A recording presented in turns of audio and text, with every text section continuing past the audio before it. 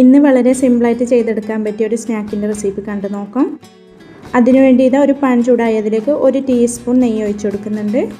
പിന്നെ ഇതിലേക്ക് മീഡിയം സൈസിലുള്ള ഒരു പഴുത്ത നേന്ത്രപ്പഴവും 1 ടേബിൾ സ്പൂൺ പഞ്ചസാരയും കൂടെ ചേർത്ത് കൊടുത്തിട്ട് മീഡിയം ടു ലോ ഫ്ലെയിമിൽ വെച്ച് കൊടുത്തിട്ട് നല്ലപോലെ ഒന്ന് വഴറ്റി കൊടുക്കാവുന്നതാണ്. ഇതുപോലെ വഴറ്റി കൊടുക്കുന്ന സമയത്ത് ഇതിലേക്ക് 1/4 കപ്പ് ചിരവിയ തേങ്ങ, കൂടെ 1/4 ടീസ്പൂൺ ഏലക്കാപ്പൊടിയും കൂടെ ചേർത്ത് കൊടുത്തിട്ട് വീണ്ടും നല്ലപോലെ ഒന്ന് വഴറ്റി കൊടുക്കണം.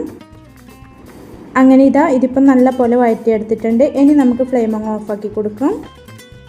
ഇനി നമുക്കിതിലേക്ക് 6 പീസ് ബ്രെഡ് വേണം. അത് ഇതുപോലെ ഒന്ന് റൗണ്ടിൽ കട്ട് ചെയ്തെടുത്തതിന് ശേഷം അവിടെ മാറ്റി വെക്കാവുന്നതാണ്. ഇനി ഒരു ബൗളിലേക്ക് 2 മുട്ട പൊട്ടിച്ചത് ഒഴിച്ചു കൊടുക്കും. കൂടെ ഇതിലേക്ക് 1 ടീസ്പൂൺ പഞ്ചസാര, അല്പം മഞ്ഞൾപ്പൊടിയും കൂടെ ചേർത്ത് കൊടുത്തിട്ട് നല്ലപോലെ ഒന്ന് അടിച്ചെടുക്കാവുന്നതാണ്. ഇതുപോലെ നന്നായി അടിച്ചെടുത്തതിന് ശേഷം നമ്മൾ നേരത്തെ കട്ട് ചെയ്ത് മാറ്റി വെച്ച ബ്രെഡിൻ്റെ ഓരോ പീസ് എടുത്തിട്ട് വഴറ്റിയെടുത്ത പഴത്തിൻ്റെ കൂട്ട് ഇതുപോലെ കുറേശ്ശെ അങ്ങ് വെച്ച് കൊടുക്കാം.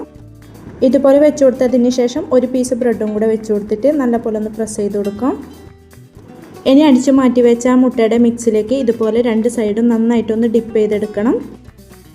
ഇനി നല്ലപോലെ ചൂടായ പാനിലേക്ക് അല്പം നെയ്യൊന്ന് ബ്രഷ് ചെയ്ത് കൊടുത്തതിന് ശേഷം അതിലേക്ക് അങ്ങ് വെച്ച് കൊടുക്കാവുന്നതാണ്. ബാക്കിയുള്ളതും നമുക്കിതുപോലെ തന്നെ അങ്ങ് ചെയ്തെടുക്കാം.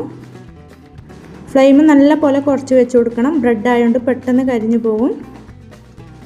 ഇനി ഇതൊരു സൈഡ് റെഡിയായി കിട്ടുമ്പോൾ ഇതുപോലെ ഒന്ന് തിരിച്ചിട്ട് കൊടുക്കാം. ഇങ്ങനെ 2 സൈഡും ഒന്ന് ടോസ്റ്റ് ചെയ്തെടുത്തതിന് ശേഷം ഫ്ലെയിം അങ്ങ് ഓഫാക്കി കൊടുക്കും.